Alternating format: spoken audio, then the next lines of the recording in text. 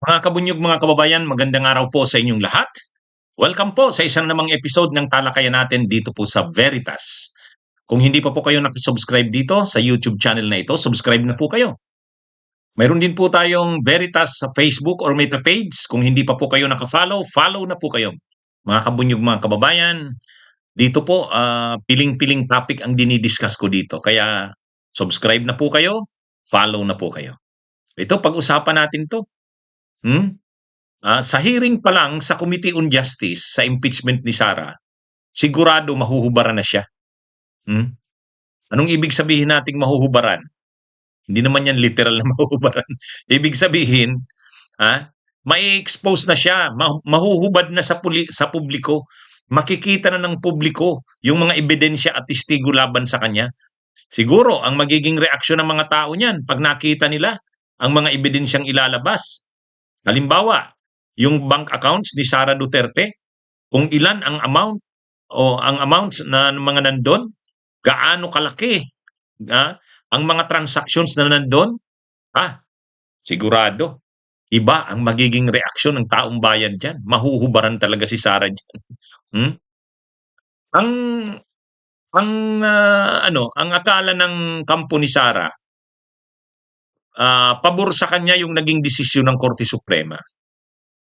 Kung titingnan mo, pabor dahil diniklarang unconstitutional ang impeachment niya. Pero mayroong mga sinabi doon ang desisyon ng Korte Suprema na hindi rin pabor sa kanya. Halimbawa, kung dati, maaalala natin noong 2024, noong December 24, nung final ang impeachment niya, tapos hanggang umabot ng February 5. Yung February 5, hindi naman pinag-usapan na doon yung mga yung mga ebidensya laban kay Sara. Kasi ang usapan noon, pag nakuha na yung perma ng 1/3 ng mga kongresista, hindi nga 1/3 lang ang nakuha 260. 216 perma. So pag nakuha na yung ganon, more than 1/3 na, articles of impeachment na yan. Diretso na sa Senado. Sa Senado na lang ilalabas yung mga ebidensya at mga testigo. Kaya hindi rin naman pinag-usapan sa Kamara yung mga ebidensya at testigo kay Sara. Kaya hindi naman nailabas yun Hindi na ilabas. Ang mayroong lumabas yan doon sa hearing ng Quadcom. Pero hindi. Yung House Committee on Good Government and Public Accountability. Lumabas yung mga issue ng confidential funds doon. Pero hindi naman impeachment yon, hearing ng committee yon. So, ngayon, ang sabi ng Korte Suprema sa desisyon nito, dapat sa Kamara pa lang, bigyan ng pagkakataon ang ini-impeach na official na idepensa niya ang sarili niya. So, ibig sabihin, magkakaroon talaga ng hearing. So, magkakaroon ng hearing sa Kamara pa lang. Hindi lang sa Senado. Sa Senado, trial. Pero doon sa Kamara, bibigyan na rin ng pagkakataon ang ini-impeach na official na sagutin ang mga akusasyon sa kanya. Kaya sa Justice Committee, magkakaroon ng hearing na kay Sara kung sasagutin niya yung mga akusasyon sa kanya. Na kay Sara kung a-attend siya o hindi.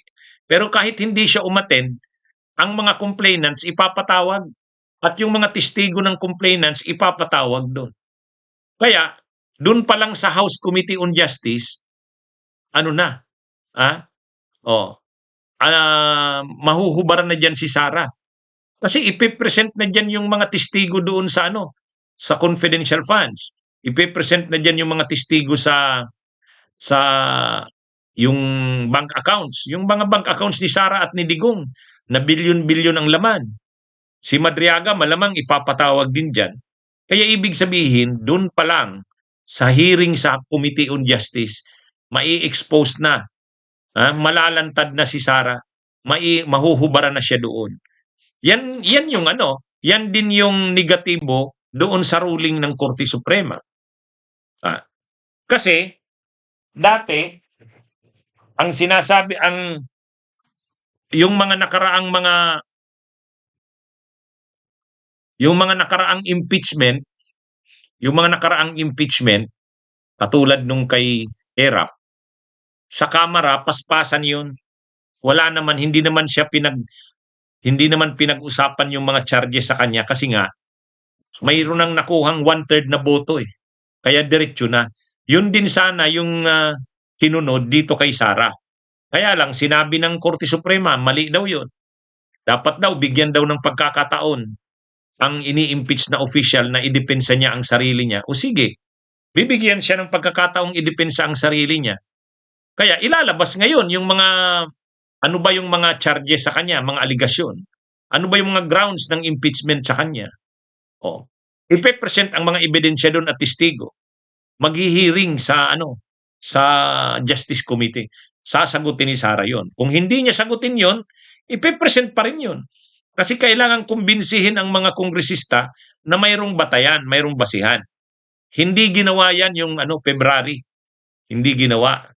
Oh, actually mas nakabuti nga kay Sara yung February kasi hindi siya nahubaran sa publiko. Oh, eh dito hindi. Sabi ng Korte Suprema hindi. Dapat i-present sa ini-impeach na official yung mga ebidensya at testigo laban sa kanya. Sagutin niya yan sa Kamara pa lang. Ngayon, kung hindi niya sasagutin, bahala siya. Pero, ang mangyayari dito, sa hearing ng committee ng House Justice Committee ni Congresswoman Beatrix Listro, na yan, ipe-present na yung mga testigo at ebidensya. Ang pinaka-importante dyan na makikita ng taong bayan, yung bilyon-bilyong accounts, yung bank accounts, joint bank accounts nila Digong at saka ni Sara.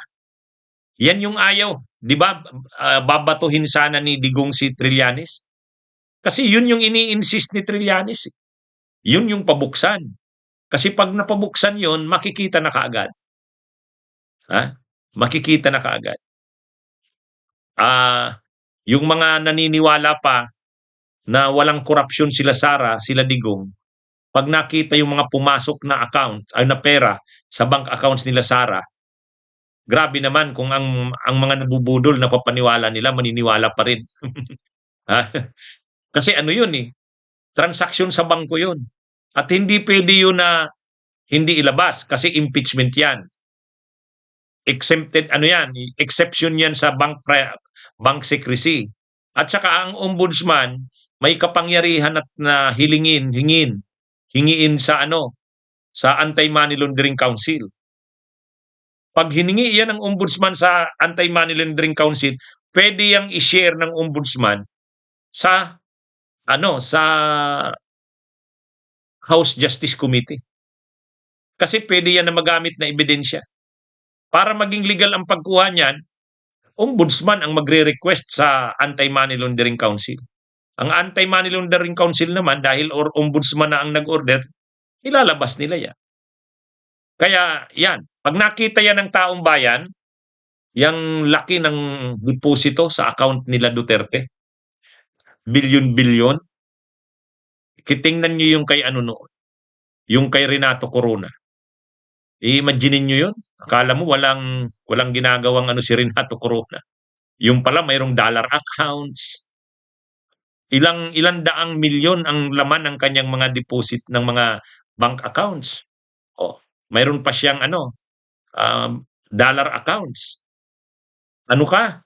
Chief Justice ka ng Korte Suprema. Kahit naman sabihin mo mataas ang sweldo pero hindi aabot ng ganun. Hindi naman siya negosyante. Kaya hindi rin maipaliwanag ni Corona noon. O kaya di ba nahubaran siya noon? Pinagpapawisan na noon sa hearing. Hanggang sa yung mga senador na dati kampi kay Corona, hindi na bumoto pabor sa kanya kasi mahirap na siyang idepensa Nahubaran na sa publiko Ganito rin ang mangyari kay Sara Duterte.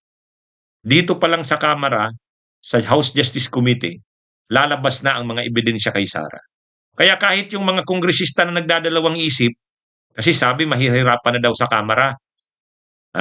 Pwedeng yung 260 hindi na makukuha. Pero pag nakita ng mga kongresista yung mga ebidensya at testigo laban kay Sara, sigurado madaling makuha yung 1/3. Ang 1/3, 106, kayang-kaya yan. At pagdating sa Senado, sabi naman ni Senate President Soto, trial shall proceed forthwith. O di sige, pagdating sa Senado, Magta-trial do'n. Lalong ano do'n. Kaya yung mga senador na posibleng nagdadalawang isip pa kung iko-convict si Sara, kukumbinsi yan. Ayan. Kaya ano na tayo na gumulong na itong impeachment ni Sara. O bukas magfa-file na ng impeachment. Abangan natin.